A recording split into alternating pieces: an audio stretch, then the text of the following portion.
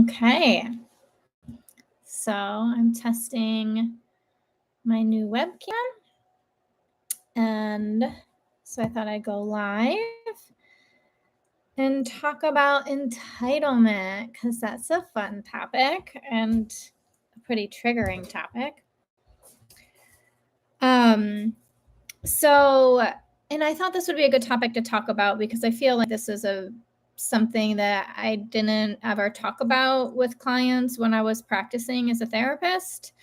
And then as I moved into coaching and did more of my own work outside of therapy, this was, I guess you would say, new for me to look at in this way. And I found it extremely helpful.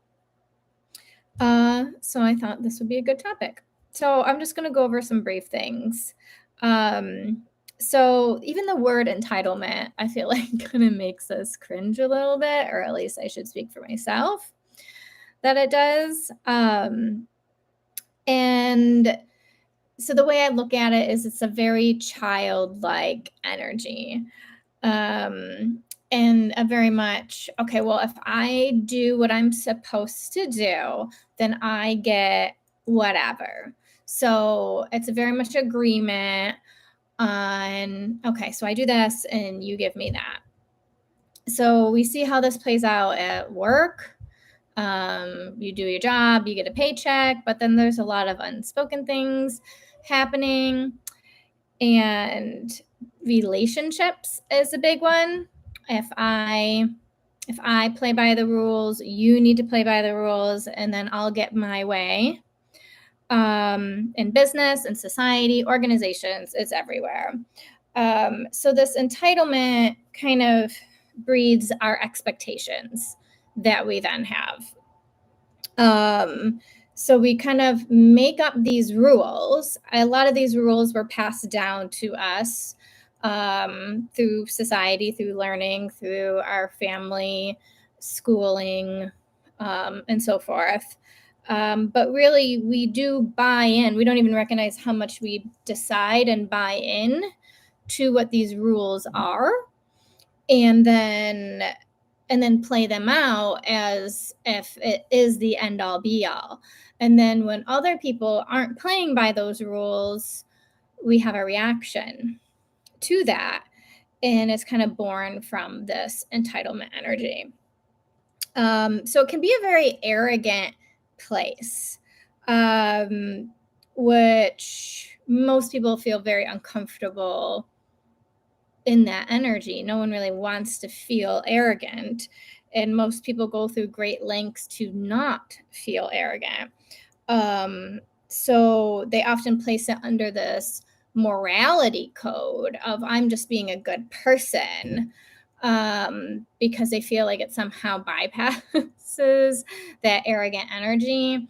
But you can often feel that in people, right? People that are really nice, but they feel also really inauthentic at the same time. There's probably some of that going on. So it's like a lot of ego propping on being a good person. So when things don't go our way, despite all our best efforts, one common response is anger. And I feel like the easiest example is like with road rage, when people aren't following the rules and they should be doing this and should be doing that and so forth. And we get really upset, or just like this complaining, angry energy kind of can really overtake us.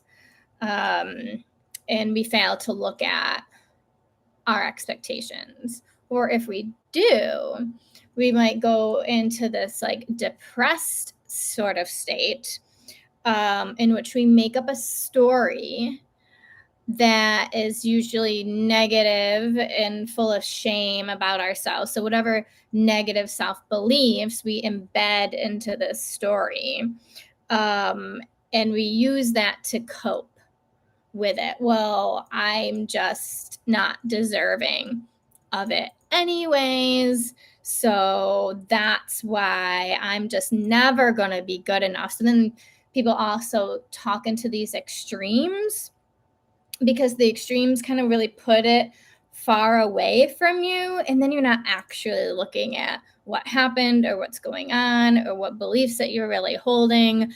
And then you also kind of create this pity party sort of aura happening. And most people I talk to that do this hate the feeling of pity, right? It's like a gross, disgusting feeling, but it's their system is kind of used to it, and that has come to feel more familiar than looking at the underlying entitlement and expectations that need to be addressed. So, and another thing, so I wrote down anger, the depression, and I want to touch on the perfection. I wrote perfectionism / punishment because they really kind of go hand in hand here. So another way people cope with this is, well, I'm just going to be so hypercritical of myself. And if I make 0 mistakes, then I'll definitely get my way. I'll definitely get that raise. I'll definitely get the spouse or partner of my dreams. I just have to be perfect and I can't have any mistakes, which we know is impossible.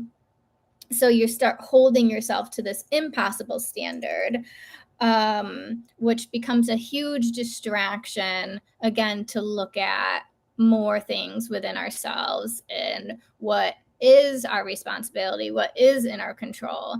And then we also do that. It's like this I'm being good sort of thing happening again. So I just wanted to touch on a few more points. So in relationships, there's this tit for tat, fairness energy, and that really takes away from the deep connection that you're actually wanting in any relationship. So that's the entitlement coming out, blaming others, not looking at ourselves, and yeah, it's just a big distraction. And then we feed into this negative energy and it starts to kind of wreak havoc on us and it doesn't feel good. And then it can last into a mood and so forth. And so with entitlement, we often feel personally attacked. Again, because we often input this morality or being good into it.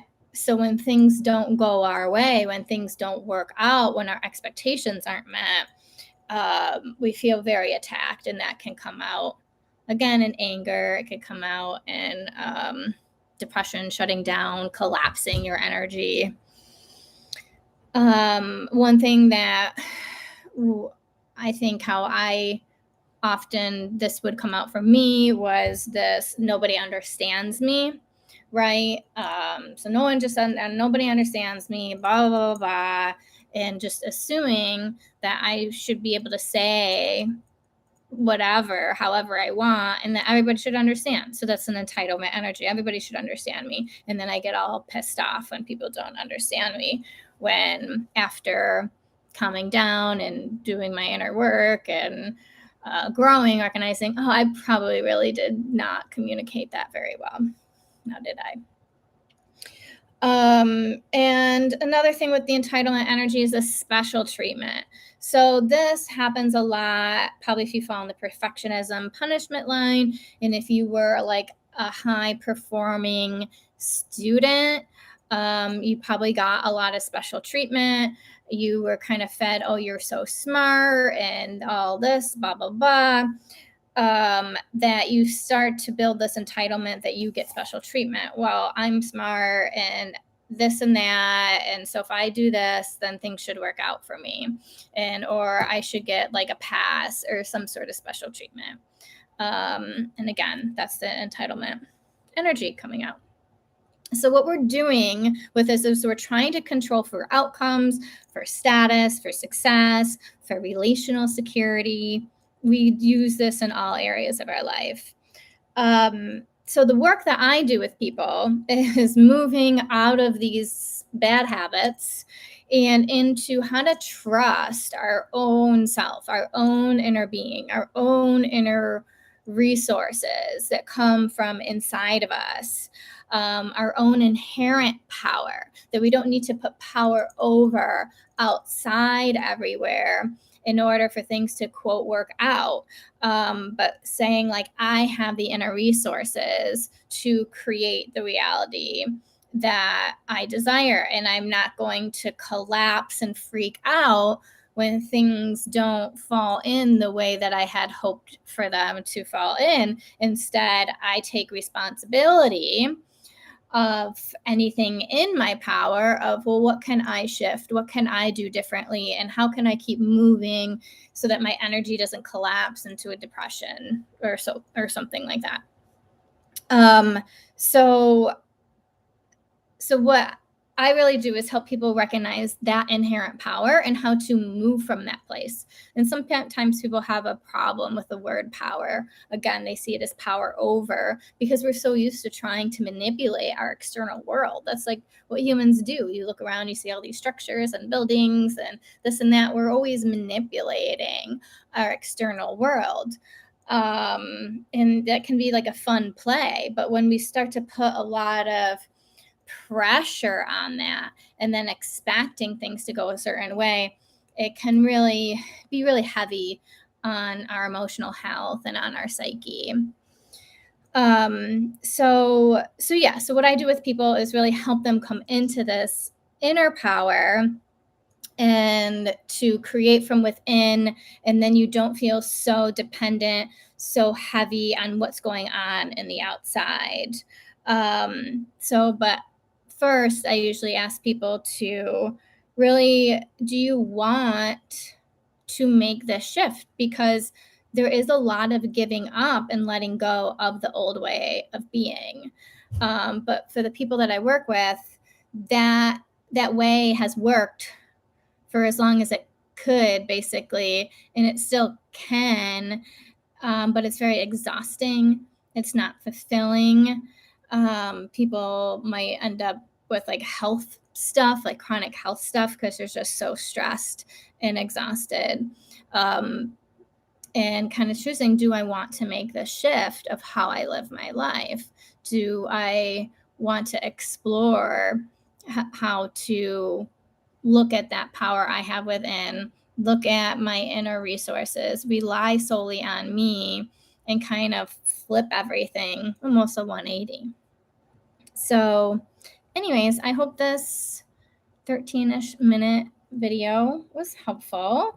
If you have any questions, I believe you can comment. Using this is a bit new for me. So, yeah, I'm excited to do more, and let me know if you have any questions.